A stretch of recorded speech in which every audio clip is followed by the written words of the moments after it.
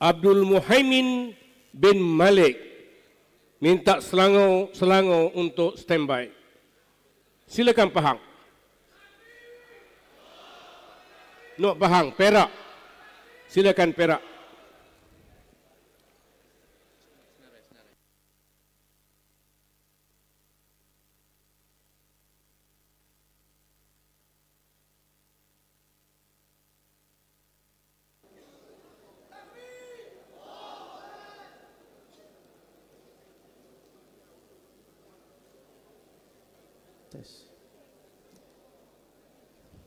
Assalamualaikum warahmatullahi wabarakatuh.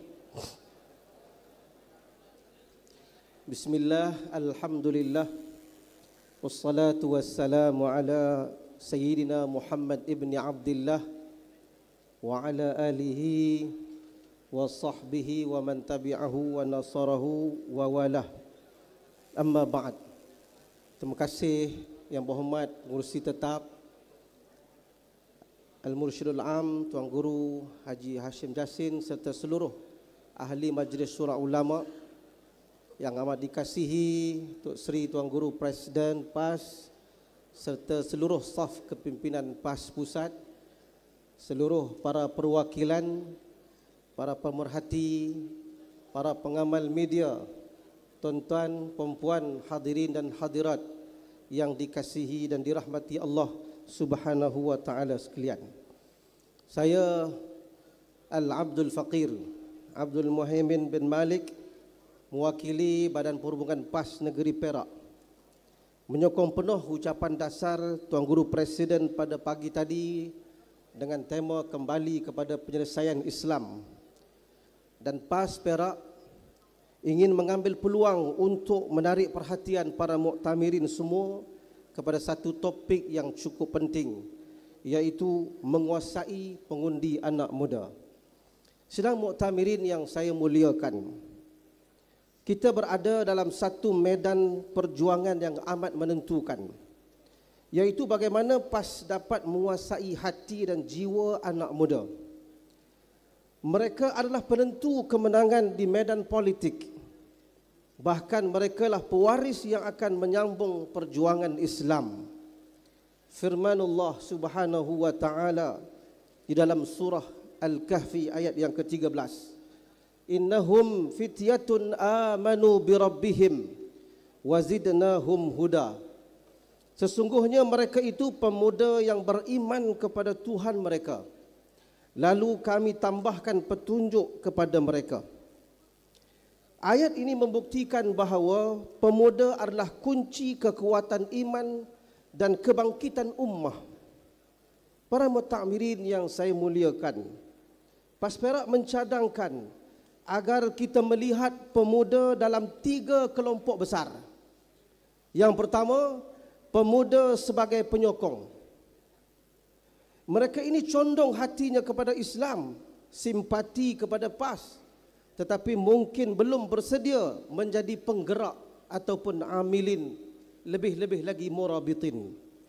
Maka peranan kita ialah memastikan mereka terus bersama kita, walau hanya hadir ke program santai kita, walau hanya sekadar like dan share di media sosial pimpinan kita, atau menyumbang beberapa ringgit ke tabung jihad. Mungkin itulah saham mereka dalam perjuangan Islam.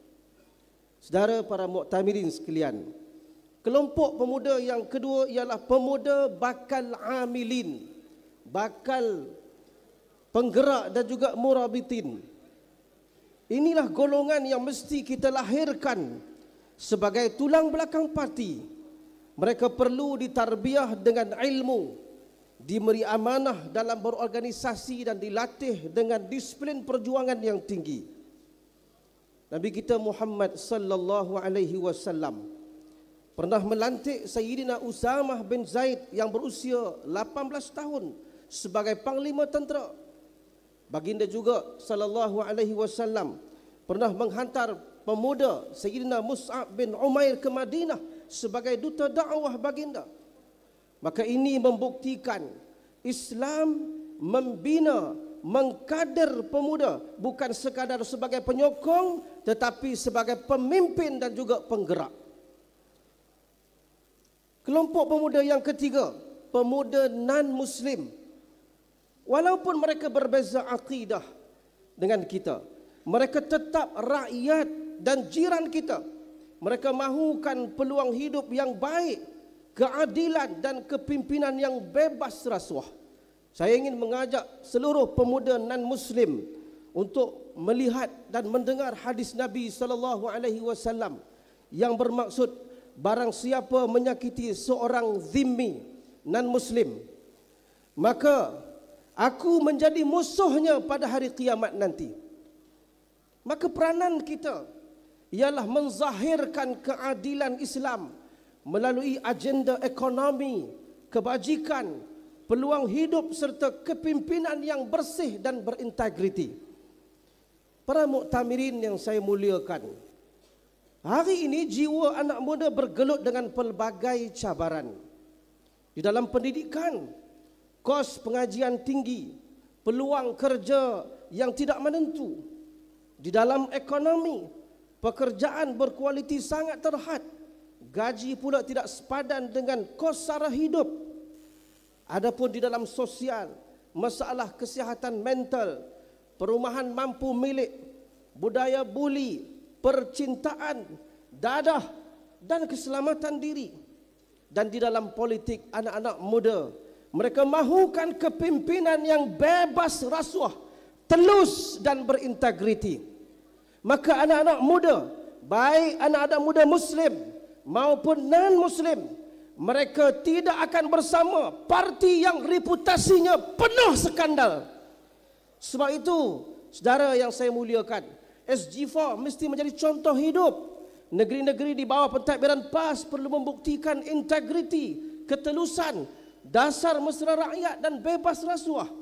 Jika SG4 berjaya, inilah bayangan masa depan kerajaan pusat di bawah PAS.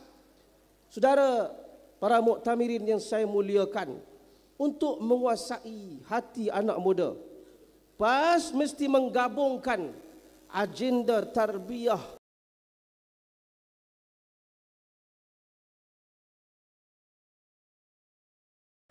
membangun bersama Islam semakin pesat, dakwah dan selatan bumi bertuah. Anak muda memimpin, bukan sekadar menjadi peserta semata. Di dalam agenda ekonomi dan berkebajikan, tawarkan penyelesaian Islam dalam isu kerja, dalam isu perumahan dan juga kos sara hidup. Dan jangan lupa dan jangan abaikan, dekati non-Muslim dengan isu bersama, isu keadilan, isu integriti, isu-isu peluang pekerjaan dan juga kebajikan masyarakat. Pusi tetap dan juga sahabat-sahabat para muktamirin semua, saya ingin memberikan penegasan khusus. Tugas pemuda PAS bukan hanya di IPT. Kaderisasi mesti bermula sejak di sekolah lagi. Kita tidak boleh hanya menunggu anak-anak muda masuk universiti untuk diperkenalkan dengan perjuangan. Seawal sekolah menengah, bahkan sekolah rendah, mereka perlu dibentuk dengan kefahaman Islam, aktiviti dakwah dan budaya perjuangan.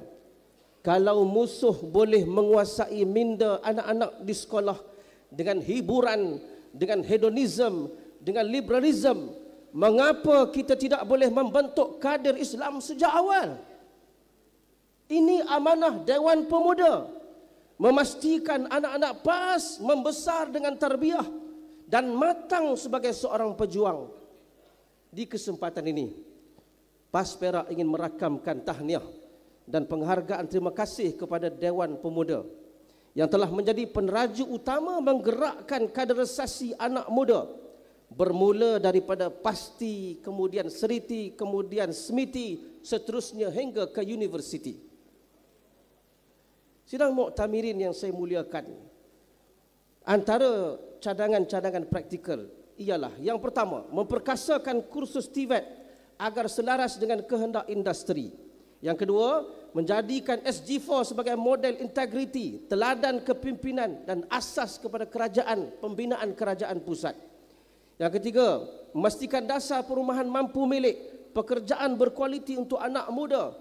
Yang keempat, menubuhkan sekretariat anak muda PAS di semua peringkat organisasi, gabungan pemuda, amirah, ulama pelapis dan pemuda di HPP.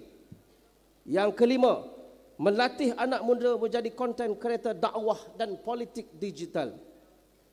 Yang keenam, menganjurkan program sukan, seni, wacana, santai dan khidmat masyarakat seperti yang disentuh oleh Dewan Pemuda tadi. Yang ketujuh, membentuk kader sejak sekolah, bukan hanya di IPT. Dan yang ke-8, melibatkan non-Muslim muda dalam program kebajikan dan belia secara bersama. Allah Subhanahu wa taala berfirman di dalam Al-Quran. 1 minit lagi. Wal takum minkum ummatun yad'una ilal khair wa ya'muruna bil ma'ruf wa yanhauna 'anil munkar wa ulaika humul muflihun. Dan hendaklah ada di antara kamu satu golongan yang menyeru kepada kebajikan, menyuruh kepada yang ma'ruf dan mencegah dari yang mungkar. Mereka itulah orang-orang yang beruntung. Sidang Mu'tamirin yang saya muliakan, menguasai pemuda bukan pilihan tetapi kewajipan strategik. Kalau kita gagal, pihak lawan akan menguasai mereka dengan agenda hedonisme, liberalisme dan rasuah. Tetapi jika kita berjaya menawan hati mereka, insya-Allah kita akan menguasai bangsa dan masa depan negara kita. PAS Perak dengan ini menyokong penuh ucapan dasar Tuan Guru Datuk Seri Presiden pada pagi tadi dengan tema yang cukup hebat. InsyaAllah mudah-mudahan akan dibawa menjadi satu aspirasi kepada kerajaan yang akan diperintahkan oleh PAS. Saya tak pandai nak pantun, tapi cuba gagah juga. Ayam berkokok di bawah kayu. Terima kasih, thank you. Assalamualaikum warahmatullahi wabarakatuh. Terima kasih.